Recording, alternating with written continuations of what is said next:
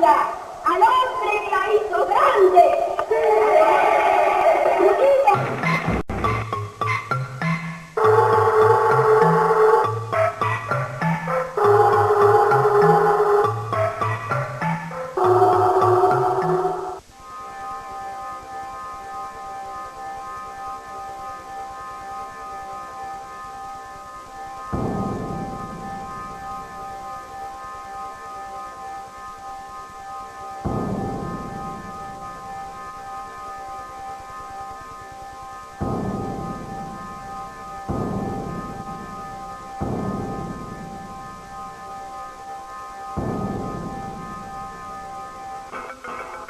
Uno de los personajes más enigmáticos de la historia política de la Argentina. De cabo de policía a secretario del general Juan Perón, y tras su muerte, el hombre fuerte del país. Su vida está rodeada de misterios. Astrólogo, payumbanda, contacto de la mafia, creador de los escuadrones de la muerte de la AAA.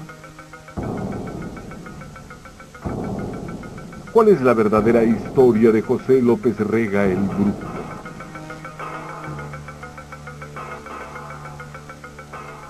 José López Rega fue curiosamente ese mucamo de la pequeña historia, la petite histoire, como dicen los franceses, que entró en la gran historia. Loco, asesino, miserable, y de todas las cosas que fue este tipo, ¿no? Un Rasputín. Él era un hombre espiritualista, yo te diría un místico, una buena persona, con un buen sentimiento, pero no político. Era muy peligroso, tenía gran influencia en Perón. Me causó muy buena impresión, ¿no? Correcto, un hombre que conocía sus cosas, es decir, si no, Perón no lo hubiese tenido con él, 16 años. Uno que conoció a Perón sabía que a veces Perón necesitaba de esa gente, ¿no es cierto? Para hacer cosas que quizá una persona decente o una persona bien no hacía. Y la gente lo quería mucho porque era un tipo servicial. Un servil, un monstruo. Yo creo que de él emanaba humanidad por sobre todas las cosas. Tenía un poder de atracción bastante importante. Creo que no era inteligente, tampoco era culto, pero era un hombre audaz, vivo. Era una feta López Rega, para la comida, para la vida sexual, para todo, ¿no? Él pensaba que la muerte de Perón, el heredero de Perón era él.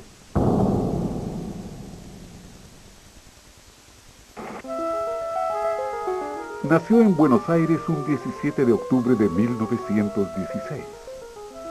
Una fecha predestinada.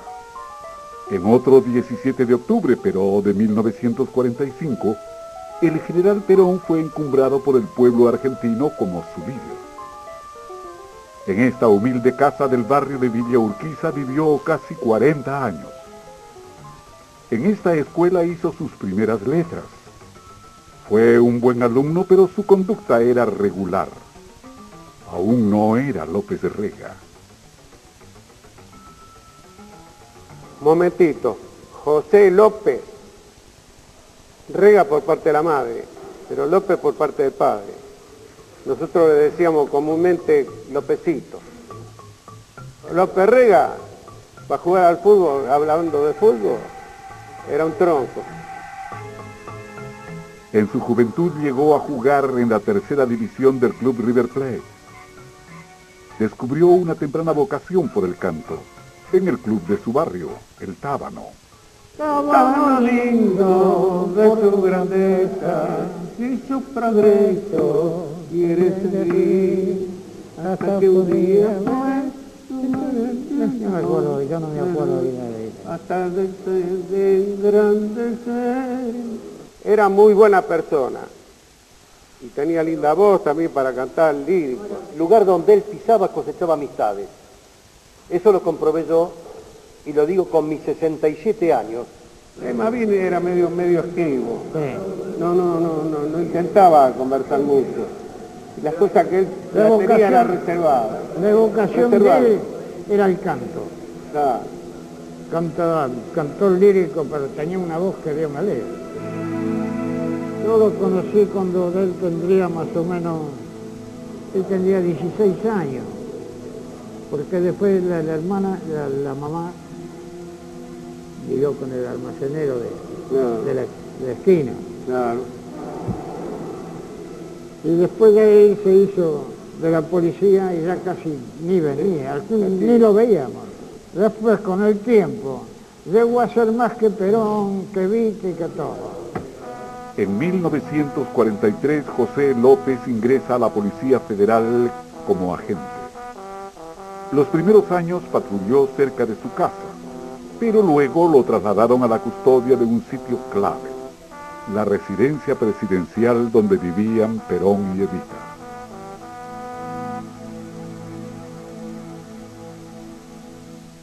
En septiembre del 51 me designan a cargo del destacamento militar de la residencia presidencial. Ahí lo conozco a López Rega. López Rega era agente de policía, pertenecía a la dotación de la custodia presidencial. El trato con él fue muy distanciado, porque era un hombre medio parco, así, hasta le diría medio antipático, ¿no? De esos que saludan con poca voluntad, ¿vio? Para esa época se había casado con Josefina Maceda y tenía una hija, Norma. Paralelamente, López seguía desarrollando sus aptitudes de cantante lírico. Esta foto inédita atestiguaría una actuación suya en una radio de Nueva York. Un día un grupo de compañeros decían que Evita le había prometido mandarlo a la Scala de Milán, porque parece ser que tenía condiciones como para tenor. Le gustaba cantar, era un jilguero.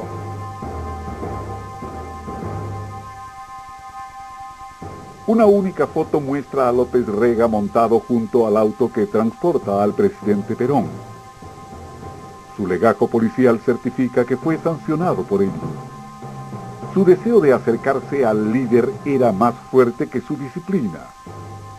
Poco después volvió a ser castigado por leer libros esotéricos en La Guardia y enviado a la custodia de un juzgado.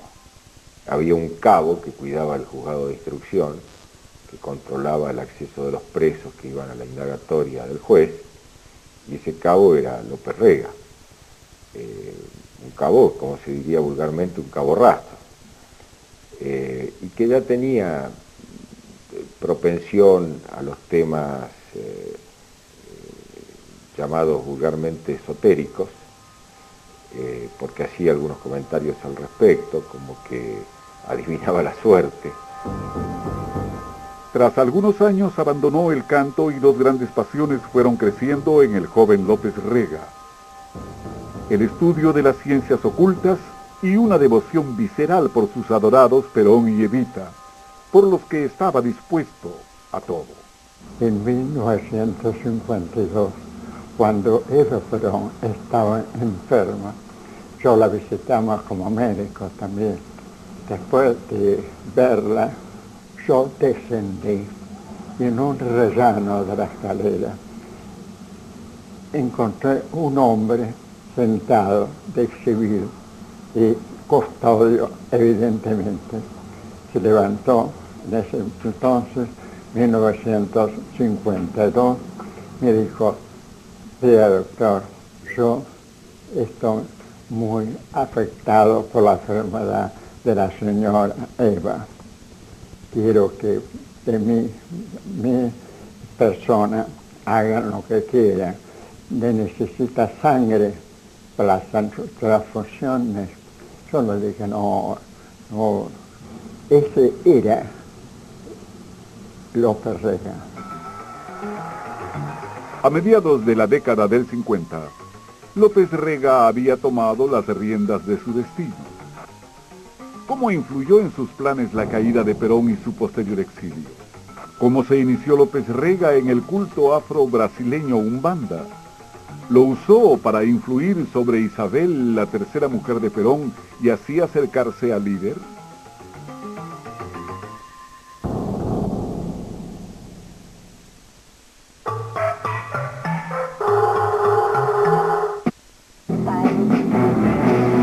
Regresaremos.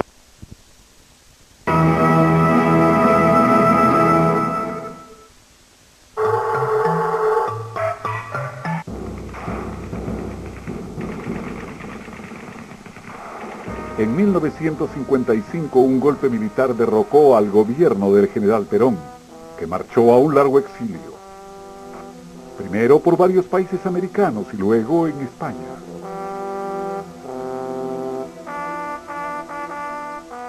En la Argentina los peronistas eran perseguidos.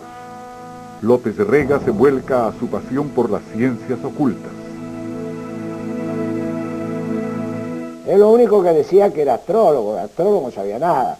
El libro que escribió él es lo más loco que hay escrito sobre astrología.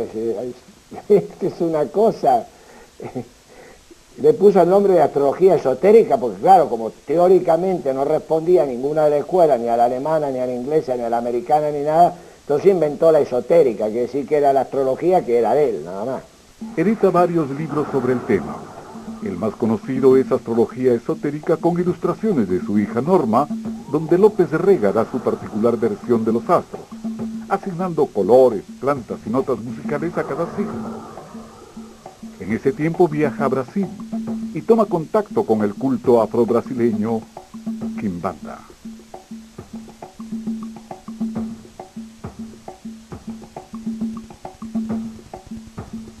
Yo tuve la oportunidad de conocer la Maíz de Santo de Uruguayana, la Maíz Santa, que yo fui hijo de la Maíz Santa 4 años, y por comentarios de la Maíz Santa de Vitoria, nos contó de que nosotros teníamos un hermano, que era López Rega. Ella se sentía muy orgullosa de tenerlo a López Rega como hijo de religión. En determinado momento soy invitado a ver el bautismo de López Rega en Umbanda. Fuimos a una ceremonia, están todos vestidos de blanco, sonaban tamboriles. Ese no está dentro del ritual de la Quimbanda, ese es un ritual de magia negra, claro, pero no está dentro de lo que es nuestra religión. No, ese sí, ese ritual existe, es un ritual que también es oriundo de la parte de África, pero no está dentro de lo que es el ritual de Quimbanda. Yo veo toda esa ceremonia, todo me parece muy bonito, los bailes, los cantos, ¿no? Y de pronto veo que matan un buey debe pesar 500, 600 kilos más o menos, ¿no? Lo degüellan, lo levantan con unas sogas y lo abren, y a López Rega, que está con una túnica blanca, toda la ceremonia, derraman toda la sangre, le cae sobre el cuerpo. Y estuvo 7 días en una choza sin lavarse, esperando consumar la iniciación. Luego fui a la gran fiesta de ceremonia de iniciación, donde se lo confirma como luego iba a llamarse hermano Daniel. Se dice, el comienzo es ruin y el final es peor. Es muy feo. Se termina muy mal. Se termina muy mal.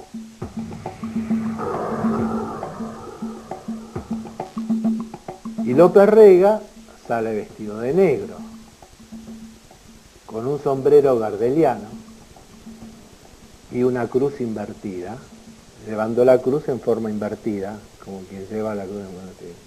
Clava la cruz invertida y ahí empiezan las negras a girar, era una cosa impresionante, parecían trompos, y tomaban champán. Yo no voy a decir un descerebrado, pero sí voy a decir una persona que no tiene conciencia de que en este mundo no nos tenemos que tomar la revancha o hacer sacrificio por mano propia. Hay un justiciero y está arriba, es él el único. Antes de esa ceremonia, ya te digo, era un hombre nervioso y ciertamente inseguro. Uno lo podría ver como un pícaro, un pilluelo, ¿no? Un trepador. Después se lo vio como un hombre muy seguro.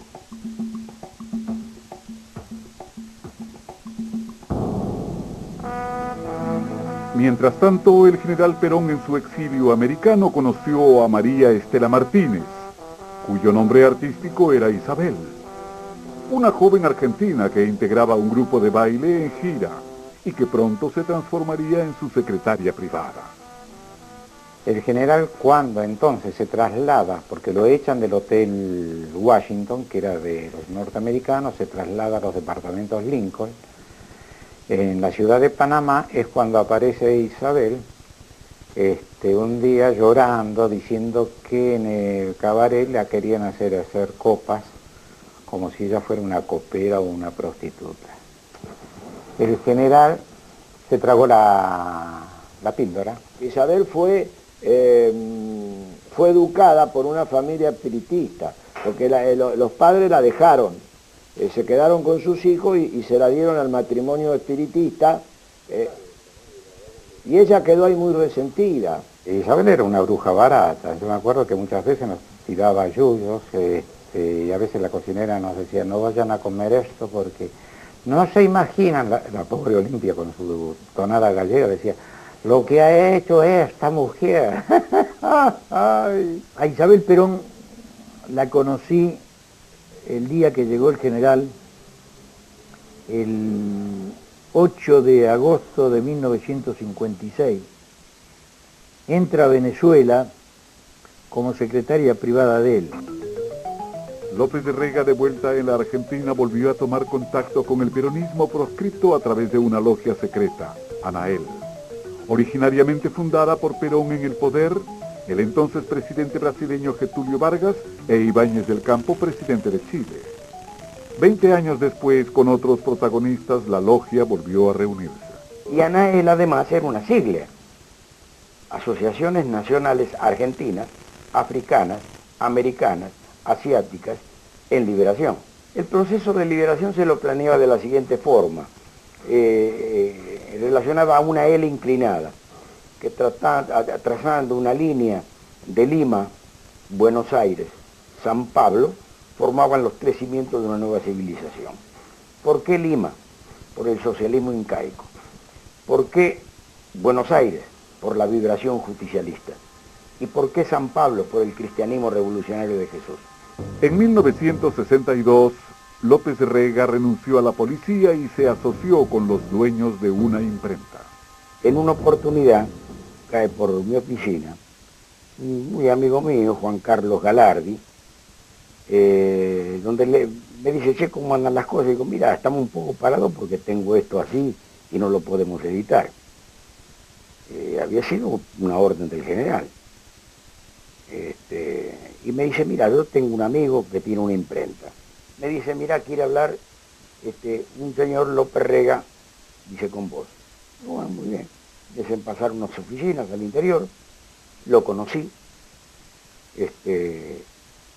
Lo vi, una persona muy extravertida, hablaba siempre él, y que él estaba consustanciado con ese trabajo, porque él había elaborado un trabajo similar, y que él estaba en eso, y que, bueno, bárbaro, basta que me lo haga, a mí que me importa todo lo que pueda él decir. Pero era toda gente seria, académica, jueces, abogados, era toda gente muy importante, no era una chirinada eso.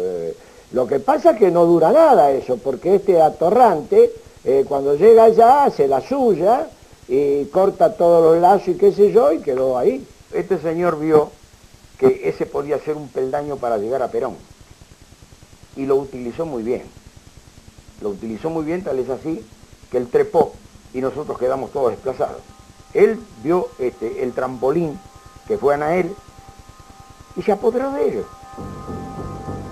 Perón se había mudado a Madrid y a la sazón había convertido a Isabel en su tercera mujer. Desde el exilio, el general volvía a mover los hilos de la política argentina. Con disputas internas en el peronismo y ante su propia proscripción, Perón decide mover la dama. Envía a Isabel a la Argentina. En un agitado viaje lleno de intrigas internas, la señora de Perón y su comitiva salen de gira política. Perón había destinado un hombre de su confianza para su custodia. Ella no quería que fuera yo. Ella quería tener un servil al lado de ella, un instrumento de ella. Conmigo no lo iba a conseguir. Entonces llegó al hotel, y Isabelita le digo, ve, acabo de hablar con el diputado Huerta y me dijo que, sí, López sabe lo que pasa, que el general quiere que la gente vaya cambiando. Le digo, ve, me llama la atención. Le digo, si el general me designó a mí para que yo la acompañara, me llama la atención que usted ahora, ¿no es cierto?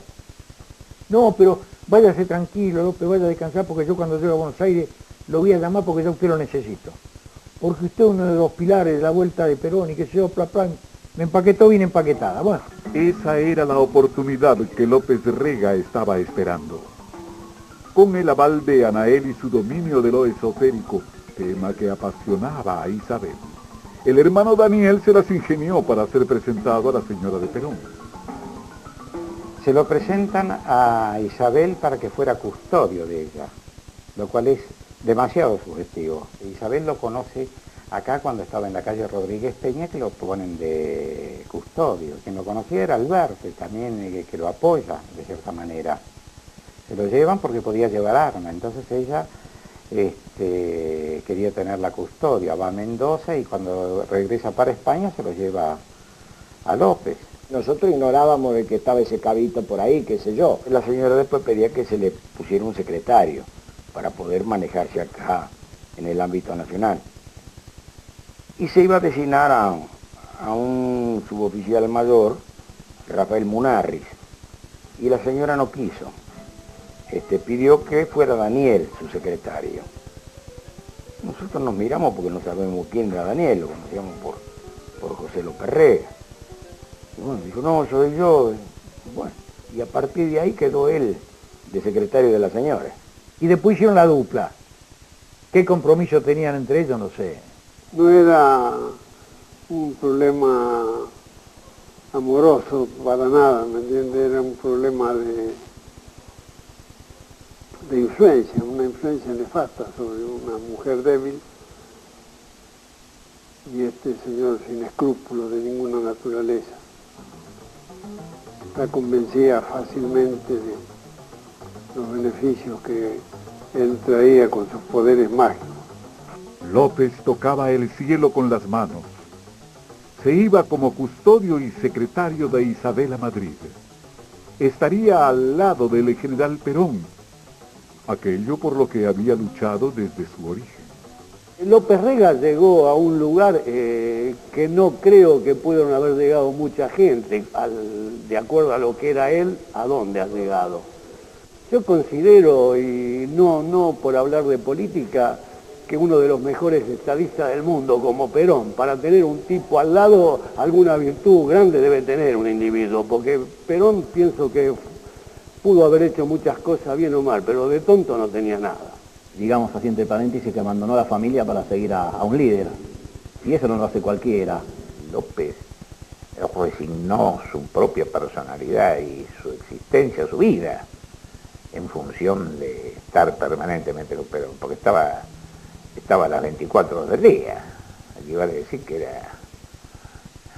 no era un guardaespaldas ni un guardián, era prácticamente un íncubo, ¿no? Los poderes mágicos era llevarlo a Perón al poder y llevarla a ella al poder, que en cierta forma se cumplió, ¿me entiendes? Nefastamente, pero se cumplió. ¿Cómo se ganará López Rega la confianza del viejo general? ¿Cómo pasará de sirviente a secretario privado? ¿Qué injerencia tendrá en el regreso triunfal de Perón a la Argentina? Sale el automóvil. Muy lentamente va saliendo el automóvil que conduce al general Perón, a José López Rega y a su señora esposa. Adiós, mi general. Adiós, López Rega. Saluda al general, saluda a su señora esposa.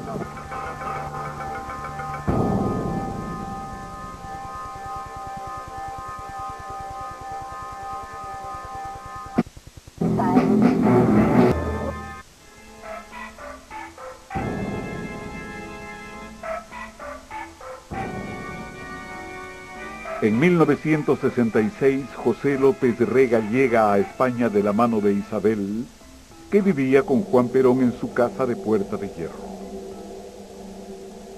Lo conocí en el 66, llegó a Madrid acompañando a Isabel, lo llevó Isabel como secretario. era un desconocido. Era un sirviente, era el sirviente de Isabel.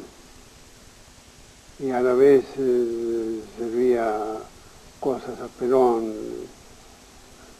Perón no quería que viviera en su casa. Isabel insistió permanentemente en que viviera en la casa con ellos y Perón no quiso, hasta que al final lo doblegaron y él se fue a vivir a la casa de Puerta de Hierro. Él le alcanzaba los medicamentos,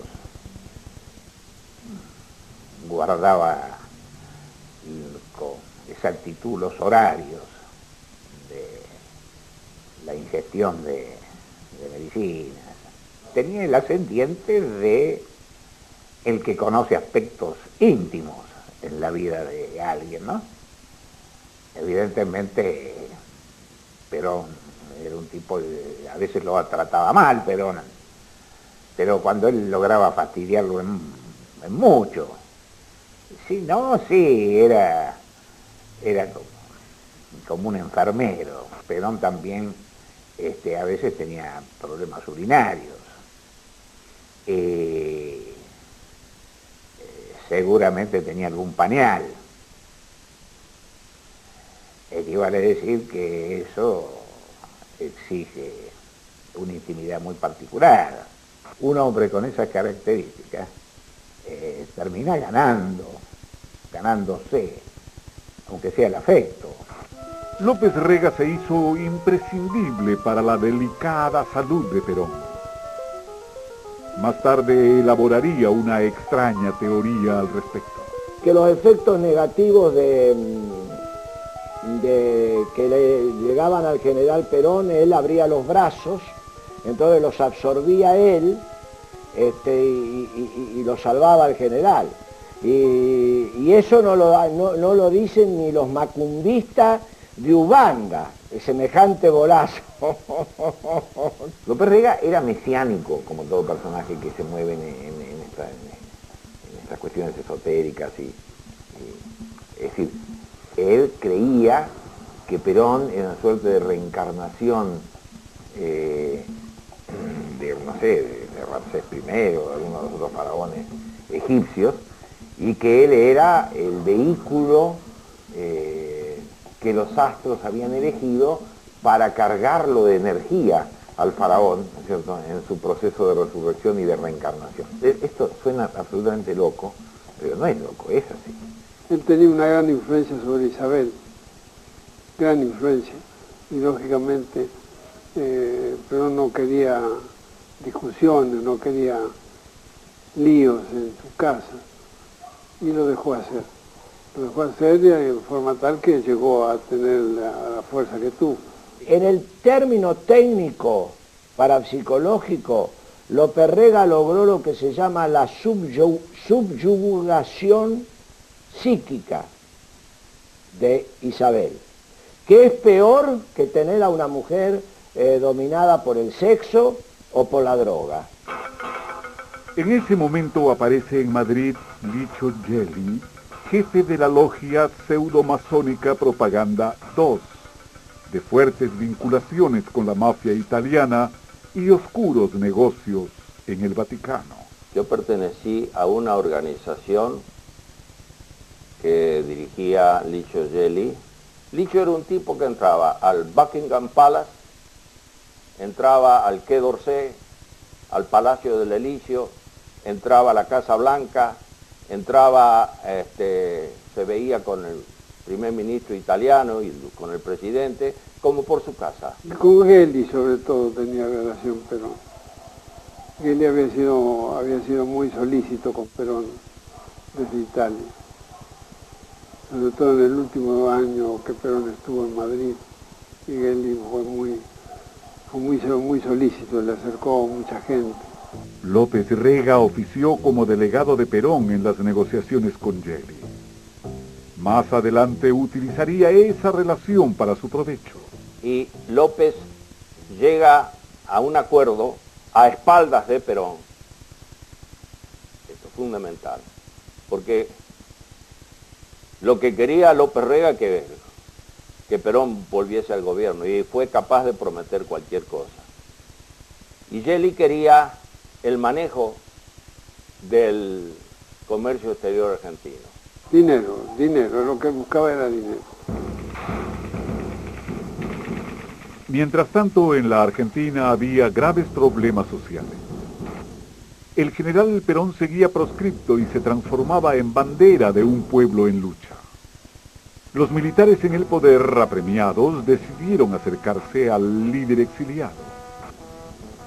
Como prenda de paz le ofrecieron devolver el cadáver de Eva Perón que habían ocultado bajo nombre falso en un cementerio de Italia. Una versión afirma que la logia P2 tuvo que ver con esto.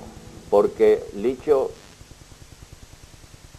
se le presenta a Perón en Madrid y le dice si quiere que traiga el cadáver de Evita. La situación era muy tensa en aquel momento. Perón bregaba por conseguir infructuosamente el cadáver y no lo trajo, si no es con la ayuda del Gelli.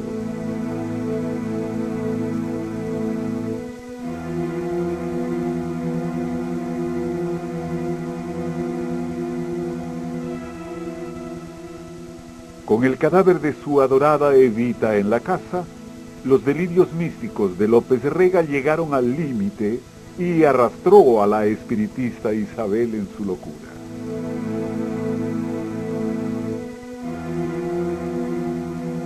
El cadáver de Evita estaba en la parte alta de la casa, lugar porque al general impresionaba, como nos impresiona a muchos, ¿no?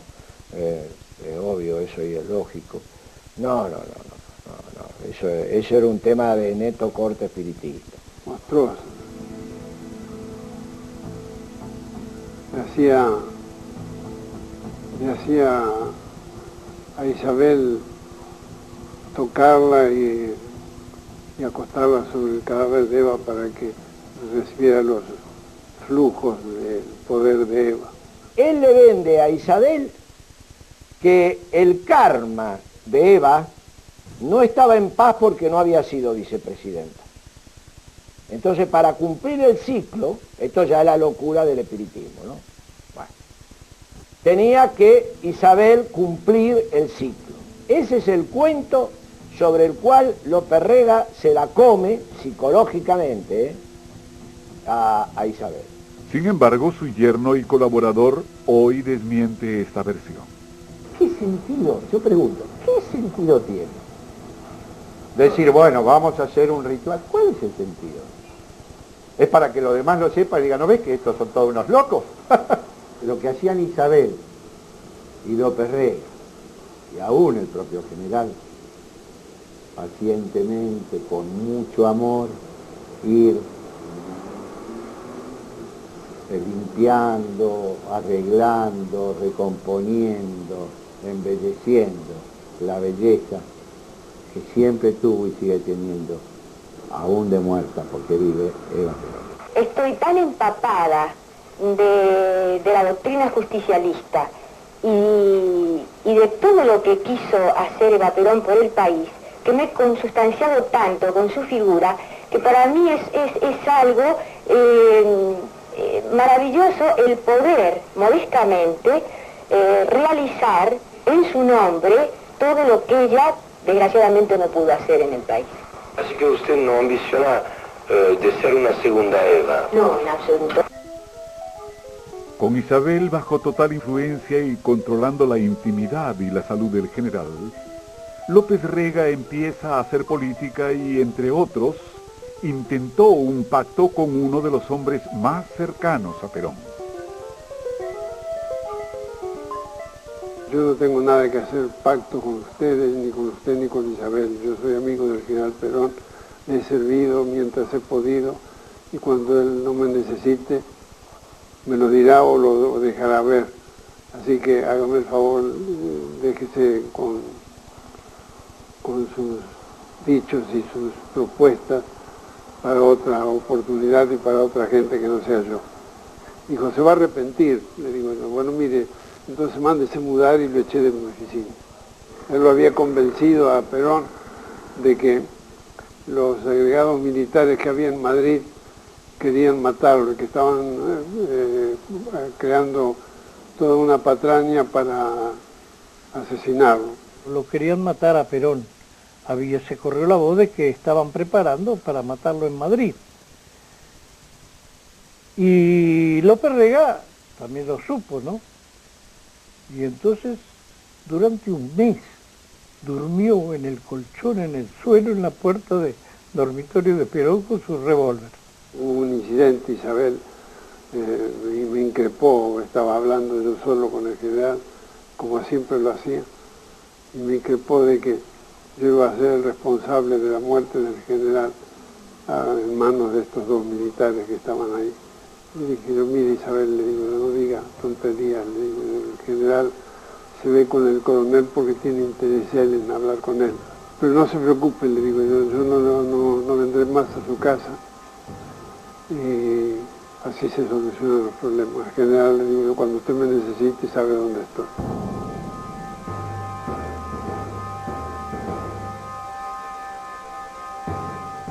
El poder de López Rega crecía cada vez más. La situación en Argentina giraba hacia Perón. Muchos dirigentes políticos, gremiales y guerrilleros viajaban a Madrid.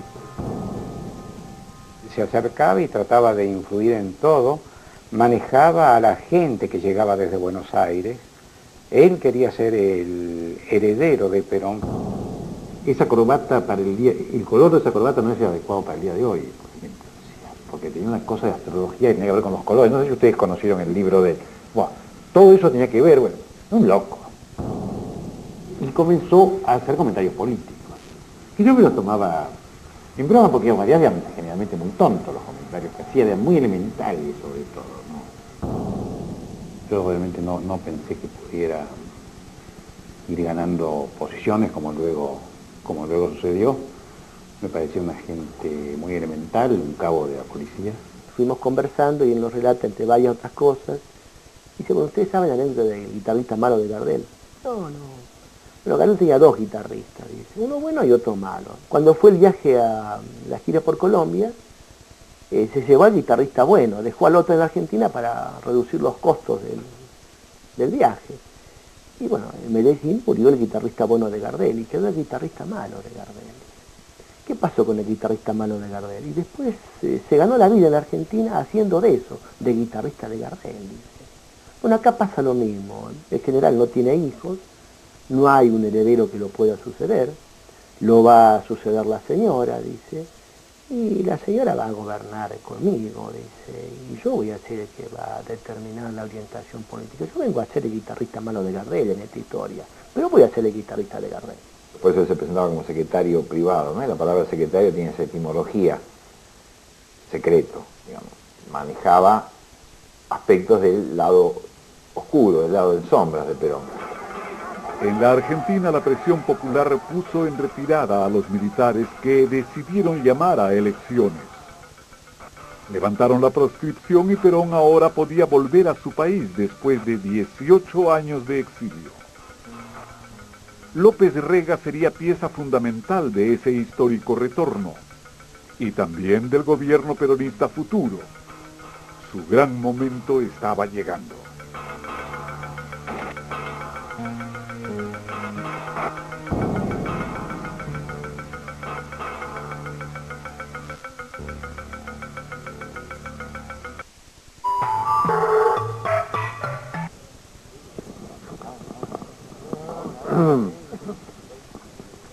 Allí el general Perón va a ascender al automóvil que lo trasladará al aeropuerto internacional de Barajas.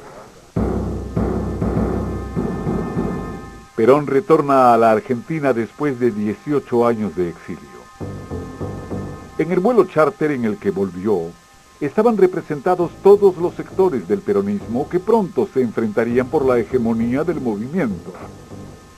Incluso viajaba Licio Gelli, el jefe de la logia Propaganda Due, que había conseguido el avión para el histórico retorno. Solo querría pedirle a los argentinos que se den la mano como lo hace la Santa Iglesia, para que podamos levantar entre todos este gran país. Que dejemos los odios y los rencores y que no pensemos ni siquiera en nuestras ideas políticas, sino en que todos somos hermanos y en que todos somos argentinos. Y yo, como una mujer argentina, quisiera poder dar hasta mi vida si fuera necesario para que esa unión exista entre todos nuestros hermanos. Muchas gracias, señora. Estas han sido las palabras de su esposa para la televisión argentina y la televisión española. Estamos hablando de noviembre del 72.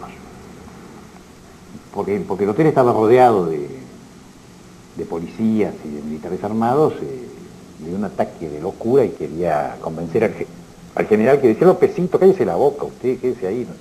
Este era Lópezito. Lo que decían siempre eran disparates. No sé. Ya en Gaspar Campos, él comienza a tomar controles de algunas situaciones. Además de estos cánticos, para nosotros es un júbilo haber traído a nuestra patria al hombre que la hizo grande. Unidos, solidares y unidos, venceremos.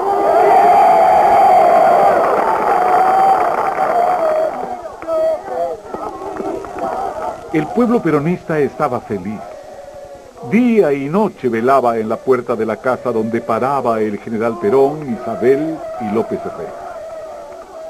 Desde esa casa se decidían los destinos de la República y López Rega era amo y señor de la agenda del hombre al que todos querían ver.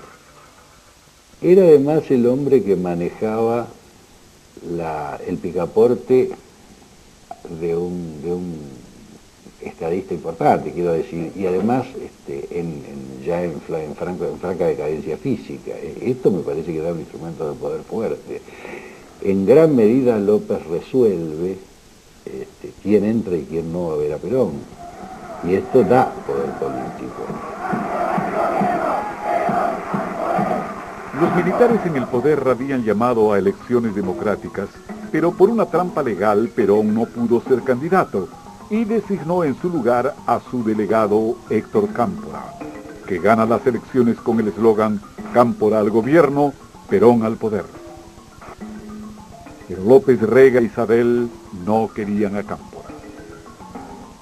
Ellos estaban muy aprensivos respecto de Cámpora, de que Cámpora se cortaba solo, estas eran las frases de López Rega. Ellos de repente vieron que Perón podía pasarle algo, podía morirse, podía quedar... Y pensaban que Cámpora se quedaba con el poder y ellos iban a hacer nada. A partir del 11 de marzo, en que Héctor Cámpora había sido elegido con Solano Lima, porque Perón estaba proscripto, a partir de esa fecha yo noté las dificultades de trabajar con López Rega, ¿no? Porque él ya estaba en el proceso de desplazamiento de Héctor Cámpora. Sin embargo, a la hora de designar ministros, Perón reserva un lugar de privilegio para López Rega. El Ministerio de Bienestar Social, que en el primer peronismo ocupara la abanderada de los humildes, Eva Perón. Habla ahora el Ministro de Bienestar Social, el señor José López Rega, para cerrar este importante acto. compañeros gobernadores, compañeros secretarios de Agricultura, señores funcionarios provinciales y nacionales, compañeros todos. Siempre que tengo un acto con los gobernadores de provincia y está presente el amigo Juárez, me roba todos los bocadillos, no me deja nada para hablar. El momento duro es cuando Cámpora nos cuenta que Perón le ha dicho que López va a ser ministro de Bienestar Social. Lópezito quería un cargo. Isabel,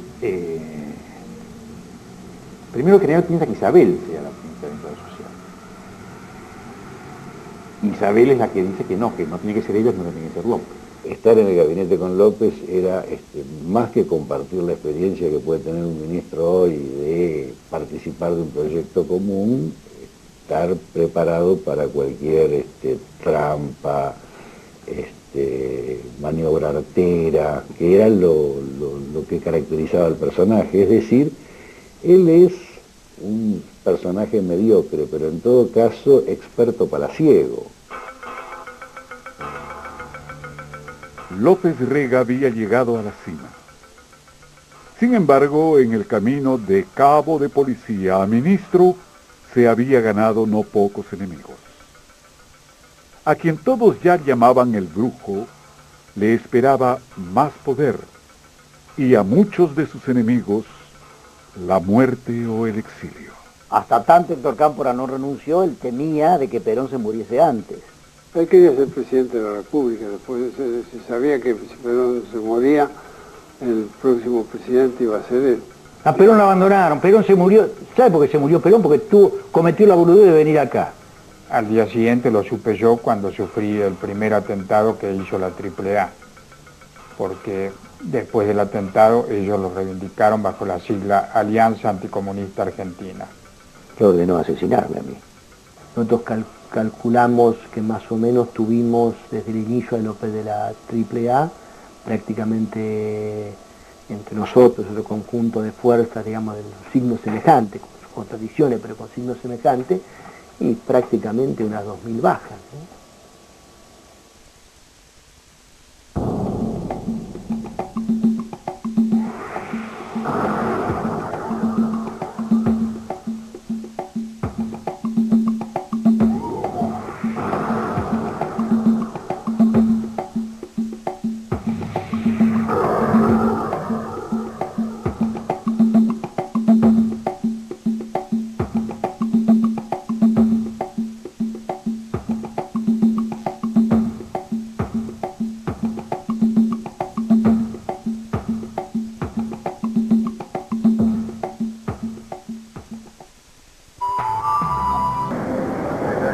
Ezeiza adelantó la renuncia del presidente Cámpora.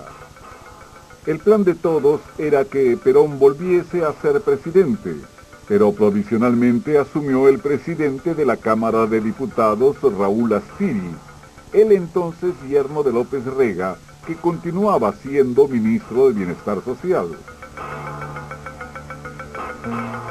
La noche previa a la renuncia de Cámpora, cuando Cámpora nos informa de que va a renunciar, lo que le decimos a Cámpora, porque dice que está acorralado, que está cascoteado, las palabras que usa fue muy cascoteado, lo que le planteamos que hay alternativas, y que la alternativa es meterlo preso a López Rega. Cuando algún sector dirigencial de Montoneros lo cuestiona a López, luego de una manifestación va a verlo al general Perón, ese nivel dirigencial de Montoneros lo va a ver al general Perón, y entonces le dice: general, queremos un interlocutor válido para poder hablar y desarrollar todas nuestras inquietudes de la juventud que nosotros representamos. Dice: bueno, me parece muy bien, el locutor válido es el compañero López Rega. No actuó la justicia, las cosas siguieron y terminó siendo López Rega el alma mater del poder que se fue constituyendo, ¿no?, al lado de Perón. Poco después fueron convocadas nuevas elecciones. Perón era el candidato seguro y ganador, pero debido a su precaria salud, el puesto de vicepresidente era vital. La designación finalmente recayó sobre Isabel Perón. Muchos sostienen que a instancias de López Rega.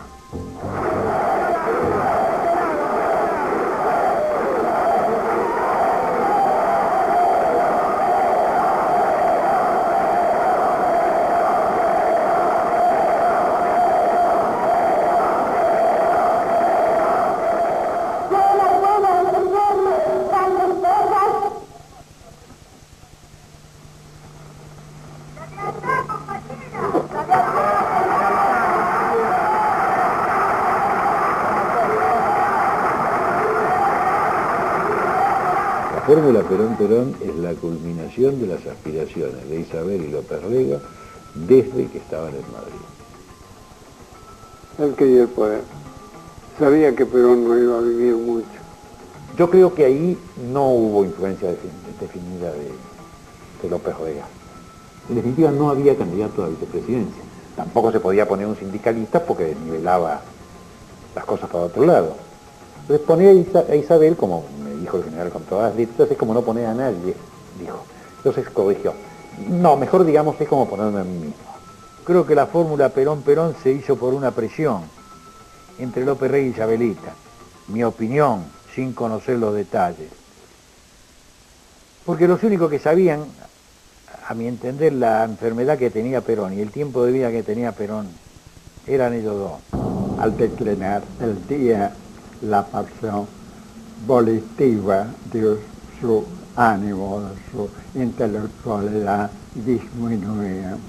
Y en ese momento López Rega aprovechaba muchas cosas para absorber poder. Él decía, Perón está muerto. Es como un faraón, es como un faraón egipcio. Yo lo mantengo, yo vierto mis acciones, etc., para impulsar la vida artificial del general. Con ciudadanos paraguayos, porque tengo ese honor. López Rega estaba convencido de ser la fuente de energía de Perón. Eso parece expresarse en este archivo de un viaje del general al Paraguay. Mientras Perón habla en un acto, podemos ver a López Rega musitando o retransmitiendo al propio Perón.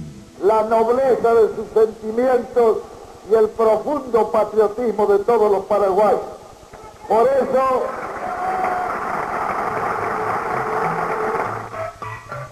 a fines de 1973, la fórmula Perón-Perón fue elegida por amplia mayoría y el anciano general fue presidente de la República Argentina por tercera vez. Poco después aparecería la Triple A, Alianza Anticomunista Argentina, un grupo clandestino que primero repartió amenazas, luego bombas y después muerte. Para muchos, la Triple A era el brazo armado de López Rega. La AAA nace por la mente de él directamente, pero en la necesidad de un plan de represión. Ascendido como estaba y qué sé yo, empieza a armar todo un comando represivo. Porque él tenía que influenciar sobre Perón, influenció bastante, contra los montoneros. El proyecto de él era exterminar todo lo que es izquierdismo, rojos, trotskistas, etc. Englobaba a eso a toda la juventud peronista. Calculamos que más o menos tuvimos desde el inicio de la AAA prácticamente entre nosotros, otro conjunto de fuerzas, digamos, de signos semejantes, con sus contradicciones, pero con signos semejantes, y prácticamente unas 2.000 bajas, ¿no? Yo no creo que López Rega le tuerce el brazo a Perón. Yo creo que López Rega es un instrumento de Perón, pero un instrumento peligroso que en un momento determinado, ¿no es cierto?, se le va de las manos en un cierto sentido. El fin del viejo líder estaba cerca y López Rega ya era amo y señor de la Argentina.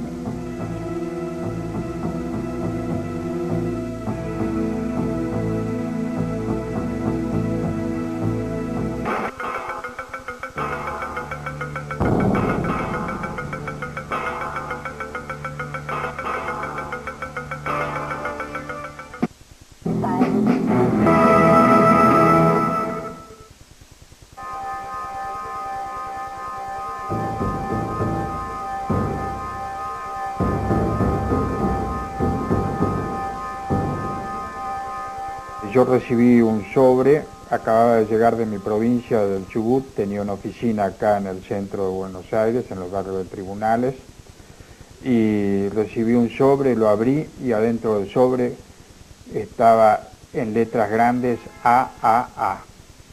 El primer atentado firmado por la AAA fue a un senador radical, defensor de los derechos humanos. Fue una bomba que se colocó en mi automóvil, que era un Renault 6, un coche chiquito.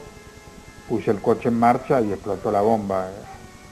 Fue un ruido espantoso, lo tengo bien grabado. El coche voló por el aire, se estrelló contra la pared de enfrente y se incendió.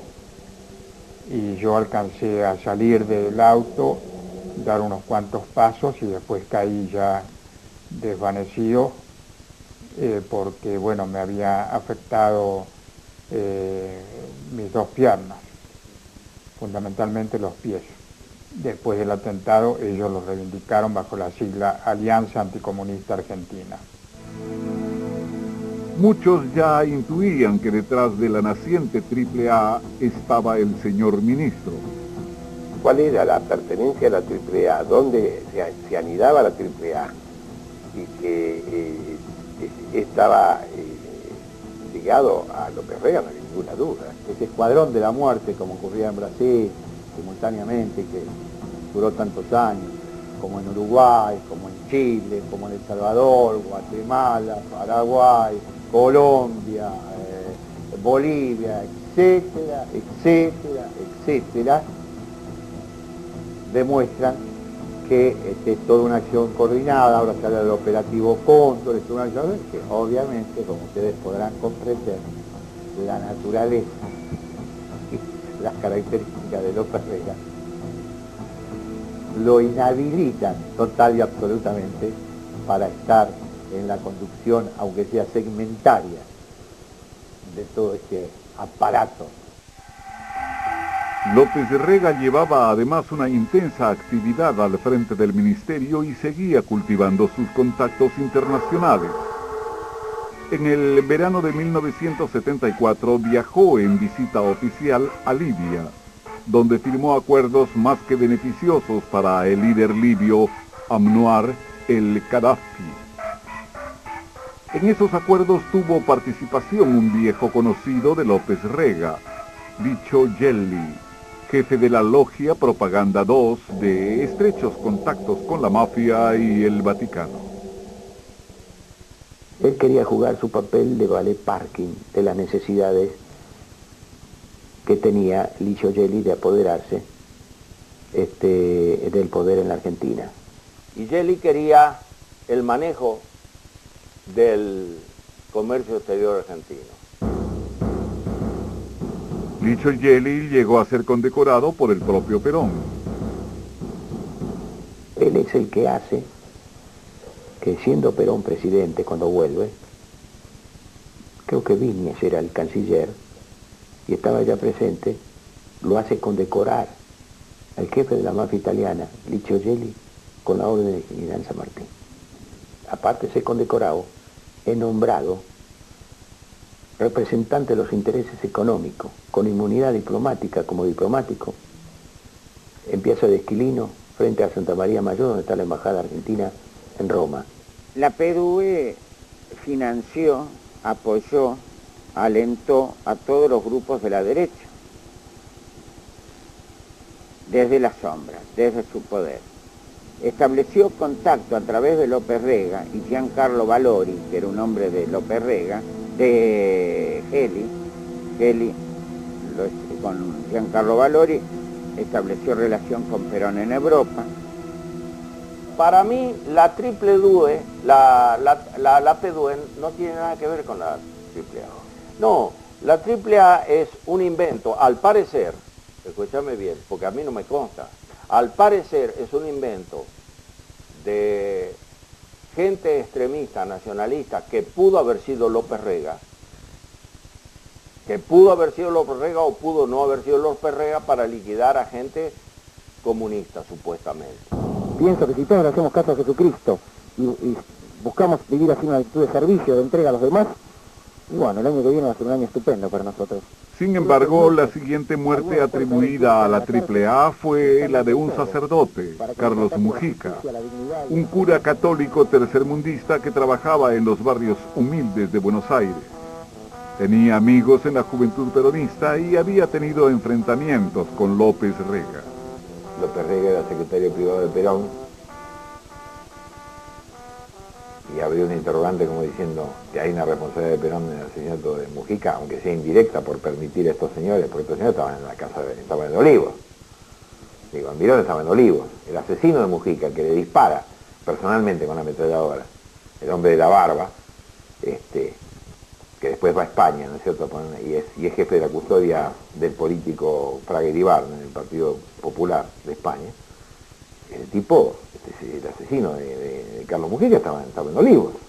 Hay hechos que firmó la AAA, otros que la AAA hizo y no firmó, y otros hechos de grupos represivos, ilegales, ligados al Estado, directamente a la estructura política del Estado, a la estructura policial y a la estructura militar, que fueron independientes de lo que en sí era el comando llamado AAA y que también se les atribuyó. La relación era absolutamente orgánica, como se ve. Y quien decide el nombramiento de Villar es Perón, sobre la base del Consejo López Rega. O sea, López Rega le dice, jefe de la Policía Federal, comisario Alberto Villar, subjefe de la Policía Federal, el comisario Margarit. Esto es así, tan orgánico como es. La violencia subía en espiral y el presidente Perón decidió nombrar a Alberto Villar al frente de la policía. Un comisario duro, acusado de violaciones a los derechos humanos y que muchos indicaban como cabeza de la AAA junto a López Rega. ¿Villar? ¿Comisario Villar? No.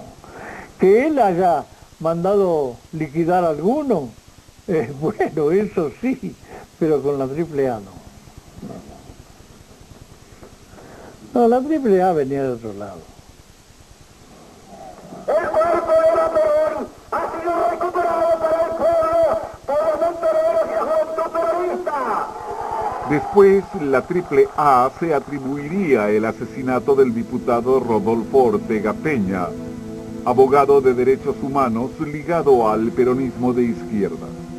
Fue acribillado impunemente a metros del Congreso. Y yo debía encontrarme con él en el Congreso para ir a comer juntos. Y seguramente si los horarios hubieran funcionado, nos hubiesen encontrado bajando del taxi en el que lo mataron a Ortega Peña a los dos, ¿no? Tardé unos 15, 20 minutos en llegar, ya el cuerpo lo habían levantado, lo habían llevado a la comisaría, y en el momento que yo llegué, llegaba también el jefe de policía, Villar, que se abrazaban y se felicitaban y se reían con un grupo de oficiales que había allí festejando el asesinato.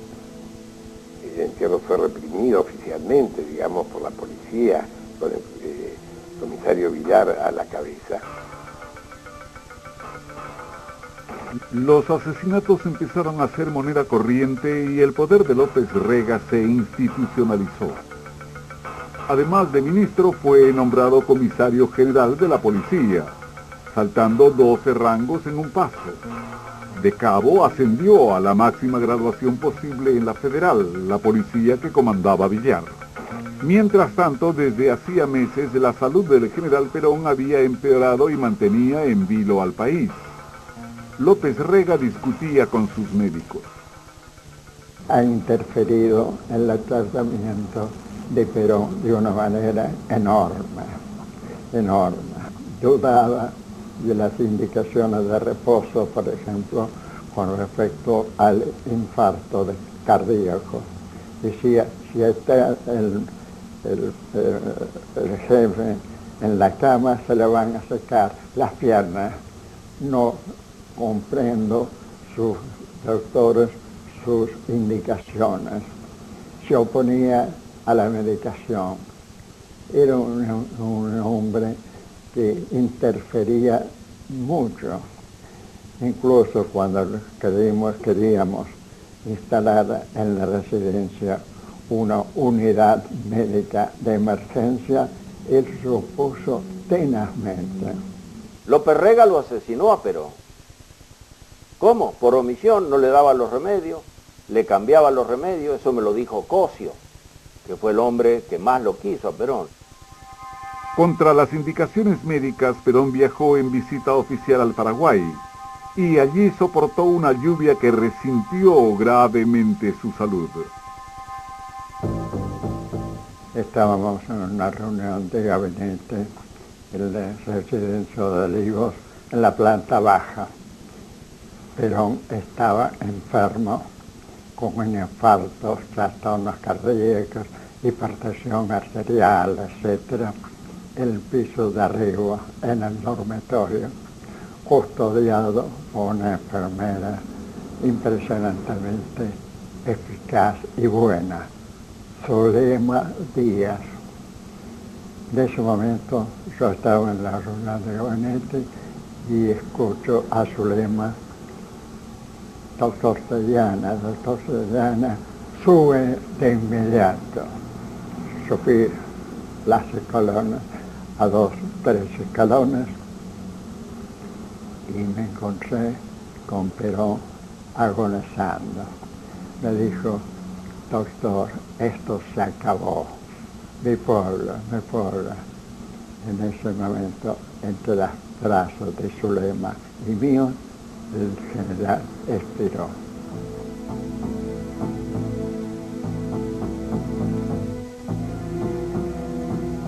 Pero para López Rega no había terminado todo. Quería revivirlo, siguiendo las ideas de él, que ya estaba muerto antes y era un faraón.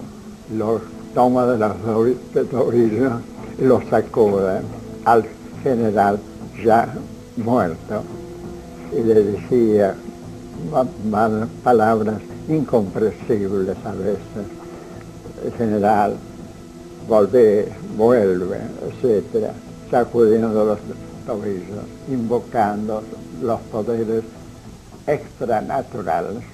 Con gran dolor debo transmitir al pueblo el fallecimiento de un verdadero apóstol de la paz y la no violencia. Asumo constitucionalmente la primera magistratura del país.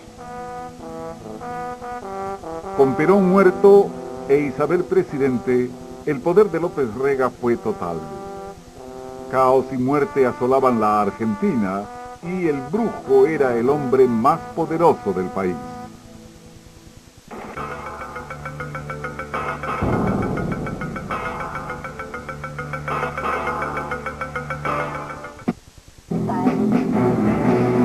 Regresaremos con más.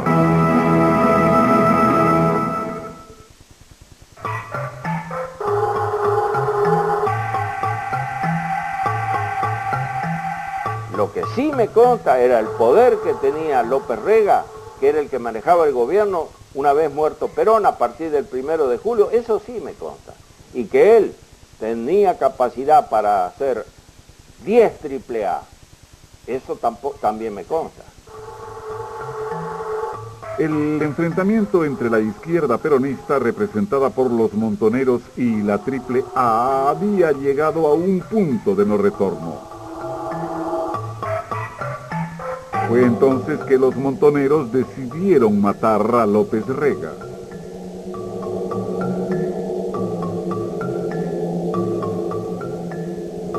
Había existido la decisión de producir ese hecho, pero no se pudo llegar a realizarlo.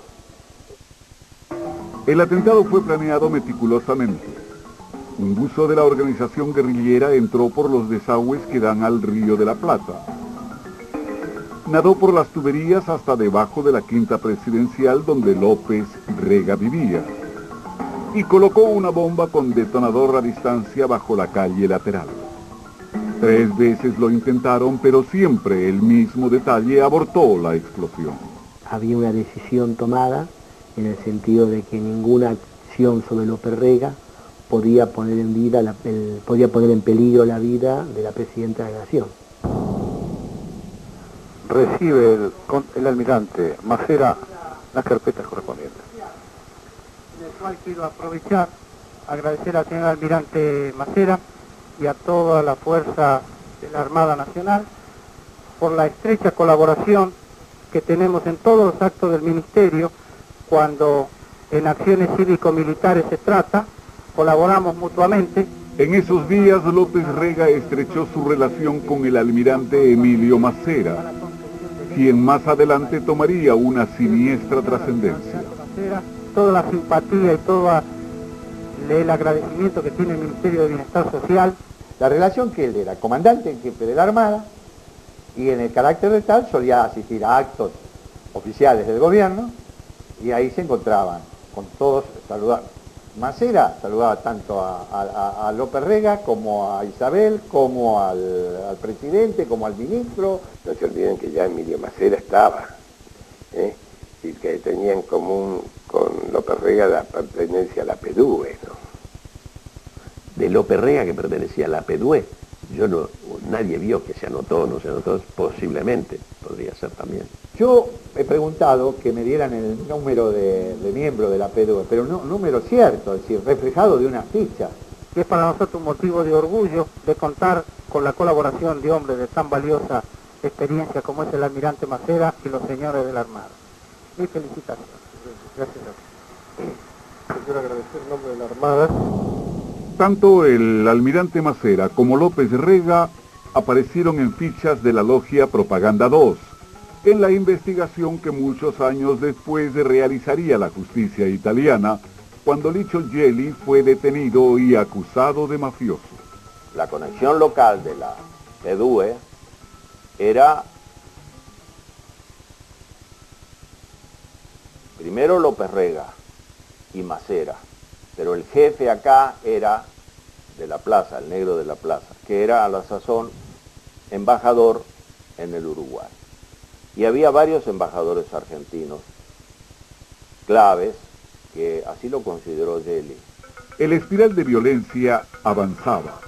Montoneros pasó a la clandestinidad y volvió a la lucha armada. Había asesinatos políticos todos los días, y la caza de brujas implementada por la AAA llegó incluso a amenazar a famosos actores y a artistas argentinos, acusándolos de infiltrados comunistas. Algunos perdían sus trabajos, otros tenían que emigrar. Isabel Perón llama a mi casa una tarde, yo totalmente tirada en la cama, deprimida, me había quedado sin laburo, y llama Norma López Rega y me invita a tomar el té con la señora presidenta. No entendí nada. Antes de ir, aviso a la Asociación Argentina de Actores porque habíamos tenido amenazas de compañeros que debían salir del país y no eran condenados a muerte por las 3A. La maldita anécdota vendría a que en ese momento López Rega dijo, por favor, yo quiero colaborar con los compañeros que han sido amenazados, y tendió un cheque de $5.000. Entonces, bueno, salimos todos de esa reunión no queriendo aceptar ese cheque, digamos. Ese cheque era como nos quemaba las manos a todos. Desde la revista ultraderechista El Caudillo, sostenida desde el ministerio controlado por López Rega, eran alentadas las acciones de la AAA. Que es una revista de extrema derecha, es El Caudillo por Franco, digamos, ¿no? Es una revista fascista, directamente fascista. Estaban páginas del Ministerio de Bienestar Social, que era, digamos, publicidad, todo, lo único que tenía el Ministerio de Bienestar Social. Y uno tomaba las editoriales del Caudillo, y eran editoriales llamando a la muerte de determinadas personas.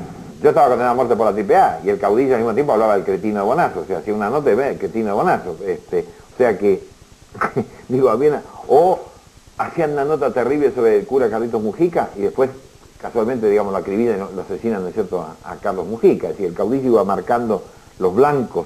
Bueno, ¿cuál era la consigna? El mejor enemigo es el enemigo muerto, el caudillo. Y era bancado por el Ministerio de Bienestar Social, o sea que vaya si no era una ferocidad desde cualquier ángulo. La guerrilla montonera contestó a la violencia matando al jefe de policía, Alberto Villar. Una bomba hizo volar la lancha donde viajaban el comisario general y su esposa. Se hacían en ese momento algunas operaciones selectivas contra miembros de la AAA, contra lo que eran ostensiblemente integrantes de la AAA o algunos sectores de la policía ligados a ello, como el caso de Villar, ¿no? Entonces, en ese marco que se planteó esta operación. Para entonces, todos apuntaban a López Rega como responsable de la AAA. La denuncia de un arrepentido confirmó las sospechas. Según Horacio Paino, el brujo era el cerebro de la organización. El mismo Paino se desempeñaba como asesor. Un antiguo colaborador de López, Carlos Vilone, era también mencionado, y su secretario de prensa, Jorge Conti, aparecía como responsable de los grupos operativos que integraban exmiembros de la policía reincorporados por López Rega. El primer acusado de ser jefe de la AAA fui yo, no fue López Rega. López Rega vino como consecuencia de que yo estaba, me presenté y digo, ¿qué pasa, viejo? Lo de Paino, que yo creo que en un 90% se ajusta a la verdad de los hechos, que Paino si estaba loco, era un loco pero no mentiroso. A mí no me consta que estuviera loco Paino. El presidente de la Cámara de Diputados era Guillermo López Rega. ¿Qué investigación podía hacer el Partido Justicialista de la Cámara de Diputados? Alberto Rocamora y Juan Carlos Basile trabajaron junto a López Rega. Rocamora tenía a su cargo la policía. En la época mía no fue tanto, ¿eh? Anteriormente sí, lo habían matado a Peña, lo habían matado al general, y bueno, y estábamos buscando y siempre nos encontrábamos con una penumbra ahí, y era difícil entrar, porque donde estaba la 3A no se puede meter uno, ¿me entiende? La policía no puede entrar ahí. Y pocas veces oí hablar de la AAA, estando yo en el gobierno. Yo nunca, ni siquiera sabía de qué se trataba ese asunto, ni me interesó. Claro, sospechaba algunas cosas, pasaban, pero no me metía en esa área. Le digo honestamente, yo no me metía de qué ser cosa de ellos. No soy nada de López Reguista, ni soy nada. Yo soy peronista, de Perón yo fui siempre. Él fue el ministro de Bienestar Social y fue el ministro de donde yo pertenecía.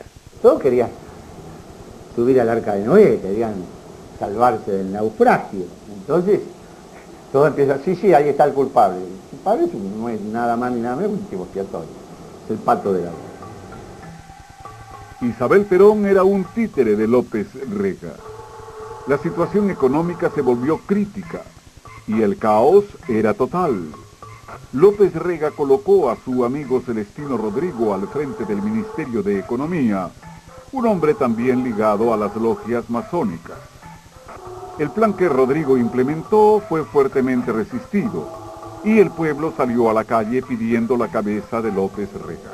La gente había ido a la Plaza de Mayo con muñequitos de López Rega colgados, ¿no es cierto?, y pidiendo la expulsión de López Rega. Es tan fuerte el movimiento popular que López Rega se tiene que ir del país, tiene que huir del país, tiene que desaparecer de la escena, al comienzo como supuesto ministro plenipotenciario del gobierno de Isabel, después como simple forajido que huye. La Presidente le pidió la renuncia, porque la Presidenta era presionada por sectores de las Fuerzas Armadas. Sería conveniente ahora que se fuera López, porque López es una persona que produce resquemores, que es difícil, que es duro. Repudiado por todos, López Rega dejó la Argentina en el avión presidencial. Bajo el brazo llevaba un nombramiento de ministro plenipotenciario expedido por Isabel. Primero recalaría en Madrid, pero luego su pista se perdería por 10 años. Y si no se hubiese quedado acá, lo hubiesen matado.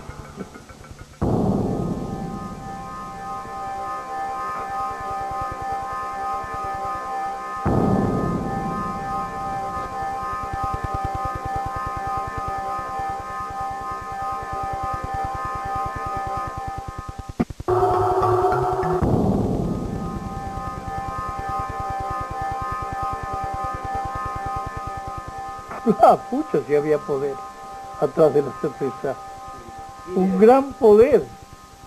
¿Y quién puede tener el poder de tirar tiros y hacer todas esas cosas? Creo que él fue un actor importante de la AAA, pero la AAA era una cosa mucho más profunda. Yo creo que López Rega no tenía nada que ver con eso. ¿Por qué? Estoy convencido que no. ¿Por qué? Porque cuando se fue López Rega, la Tresaje actuó más fuerte que antes. Con la huida de López Rega, en la Argentina se creó un vacío de poder que pronto los militares empezaron a ocupar. El terror continuaba.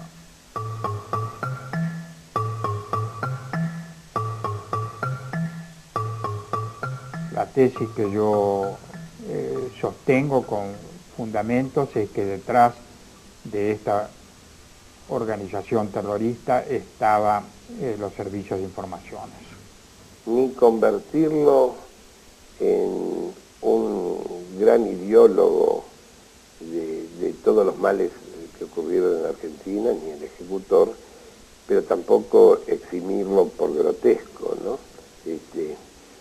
Cumplió un papel, lo cumplió bien mientras le sirvió, y bueno, el día que no sirvió más para hacer este tipo de tareas sucias en todos los órdenes, López Rega salió de circulación y otros ocuparon su lugar.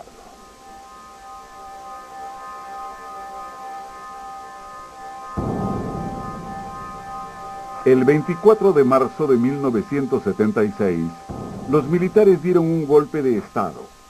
Encarcelaron a Isabel Perón y a miles de dirigentes políticos y gremiales. El terror, lejos de desaparecer, se acrecentó. El secuestro, la tortura, el asesinato y la desaparición de personas fueron ahora monopolio de las tres Fuerzas Armadas, que idearon la represión en base a grupos clandestinos muy similares a los de la AAA. Las 3A eran adelanto de otra política. Las 3A no eran símbolo, es que se reunía el Estado Mayor y constituyó la AAA. Yo no creo que fuera así. Lo que digo que lo que después fueron la política oficial de las tres Fuerzas Armadas había sido antes la política de la AAA. Ellos tenían planes superiores, a ver si no me explico. ¿No? Entonces, y los planes superiores lo ejercieron, ¿no? Pero ¿quién ejercía el plan superior? El plan superior no lo ejercía López Rega. López Rega era un infeliz. Casi todos los integrantes de la AAA aparecen como Aníbal Gordon, como Guglielminetti, como otros, aparecen luego integrados en la represión ilegal del ejército, porque nunca estuvo divorciada, nunca estuvo separada. Los tres comandantes que dieron el golpe militar en 1976 habían sido los jefes de las tres Fuerzas Armadas con Isabel Perón: el general Videla, el brigadier Agosti y un viejo conocido de López Rega, el almirante Macera, también integrante de la logia Propaganda 2. La pista de López Rega había desaparecido. Él se mantiene afuera, protegido por las relaciones de ese marco general que podemos decir que es la logia Propaganda 2. Si López Rega hubiera sido un miembro de esta organización tan poderosa, ¿cómo se explica que su hija estuvo presa 3 años y 4 meses por el solo hecho de llevar el apellido del padre?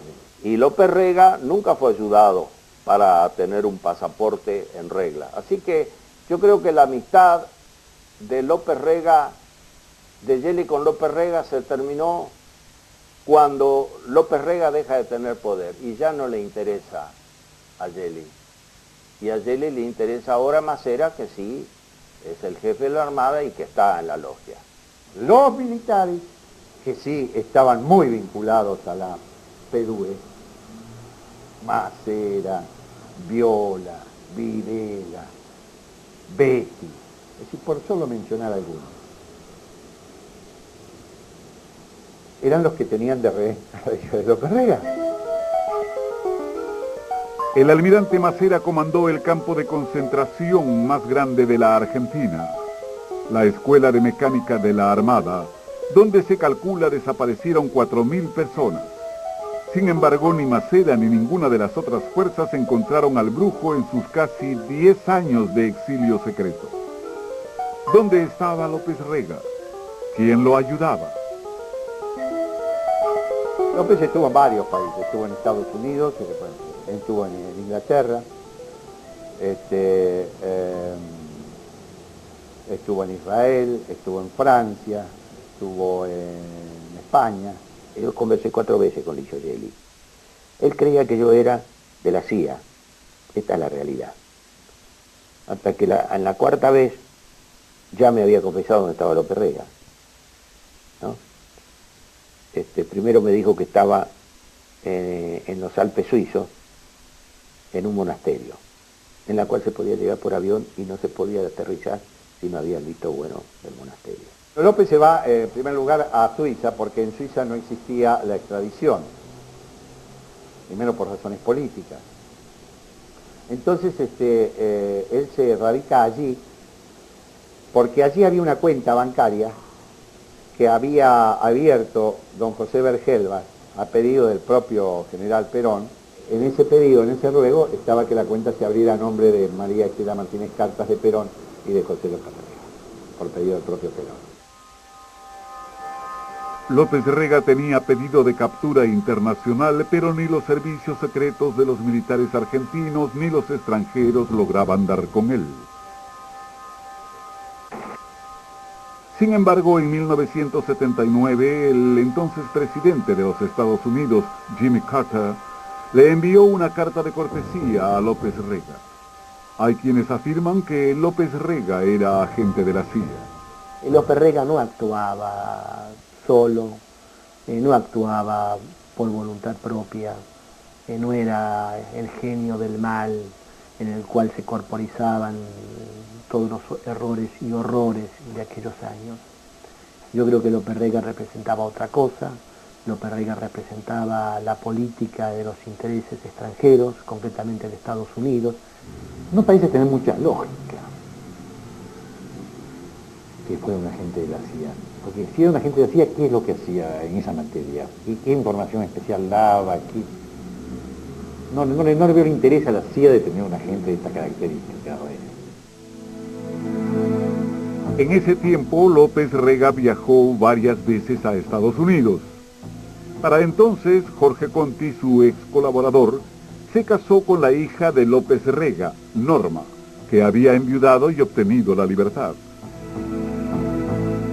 Venía a Key Biscayne a visitar a sus nietos, que le traía la hija con su marido Conti. Sí, lo vio solamente en el año 81. En el año 81. En Miami. De manera que él entraba a Estados Unidos y lo hacía a través de el Caimán o de Bahamas, que es la forma que mucha gente usa para entrar clandestinamente, y lo hacía con un pasaporte a nombre de Cisneros, que era el padre de la mujer compañera de él. La señora Cisneros era una chica de Entre Ríos, bastante culta, con bastante avidez de conocimiento, con un desarrollo intelectual bastante avanzado por su edad, era joven en aquellos años, que le escribía permanentemente a López cuando López era ministro. La mandó a llamar, llegó allá y estuvo acompañándolo, y creo que le fue sumamente útil, porque López estaba enfermo, tenía diabetes, de las peores, que es emocional, y ella le aplicaba las inyecciones, le hacía masajes en los pies, lo ayudaba en un estado de enfermedad que cada vez iba siendo más avanzado. Él figura con el pasaporte del padre de la Cisneros. La Cisneros se enamora de él. Y entonces lo único que hace él es falsificar permanentemente la firma, hasta que consigue una firma perfecta del padre. Y después adecua todo como si fuera la foto. Y allí entonces, cuando lo descubren, porque nosotros lo denunciamos, eso es un delito federal, por eso lo meten preso. En la Argentina, tras 8 años de dictadura, los militares se batían en retirada. Quedaban atrás la derrota en la Guerra de Malvinas y una sangrienta resistencia en su contra. Yo, Raúl Ricardo Alfonsín. Con la democracia se estafaron los crímenes de los militares y López Rega estuvo otra vez en la mira. A raíz de eso, el cónsul argentino de entonces en Miami pasa la información y cuenta lo que estaba sucediendo. Llega a la Cancillería Argentina, se empieza a movilizar en forma conmocionante este hecho, pues dice, bueno, ¿y ahora qué hacemos? A ver si viene este hombre acá y... entonces no, mejor vamos a hacer una cosa, vamos a pedirle extradición. En aquel momento yo soy designado fiscal federal en la justicia de Capital Federal. Por absoluta casualidad me tocó una fiscalía que tenía una de las causas de López Rega, que era la causa de la AAA. Aníbal Ibarra es hoy el alcalde de Buenos Aires. En su campaña electoral usó la detención y juicio a López Rega como uno de sus logros más salientes. Yo encarcelé a López Rega y murió en prisión. La última vez que lo vi lo traían encadenado, porque lo encadenan a los procesados, cuando van a un jurado, lo encadenan de mano y de pie, con cadenas largas, como si salieran de una coleta en el África africano esclavos. Y él en el medio, de todo lo negro, el único blanco era él. Nunca me olvidé de eso. Guillermo Patricio Kelly salvó su vida milagrosamente tras un rapto de la AAA. Kelly fue testigo en el juicio de extradición de López Rega en Estados Unidos. El pedido era por extradición del Estado argentino. Había mucha gente, periodistas de todas partes, qué sé yo. Lo vi acobardado, quebrado, y más cuando le leen la sentencia de que es extraditado a la Argentina. En la Argentina, López Rega fue encarcelado y sometido a juicio por 3 causas. Una de ellas era su participación al frente de la AAA. En la causa de la AAA, lo que se investigaba era bueno, la AAA como organización, como asociación ilícita, y él como autor mediato, es decir, no como ejecutor de ninguna muerte, sino como responsable, jefe de una organización dedicada a la amenaza, al terrorismo, al asesinato. En esta cárcel, en el centro de Buenos Aires, pasó sus últimos días el brujo José López Rega, junto a miembros de las fuerzas de seguridad también encarcelados. Esta era su celda. Y hablé en ese momento con López Rega, estaba mal, y ahí ya él tenía diabetes, tenía un proceso de deterioro físico y psíquico. Y realmente me sorprendió, no recuerdo exactamente, pero pude haber estado hablando 1 o 2 horas con él.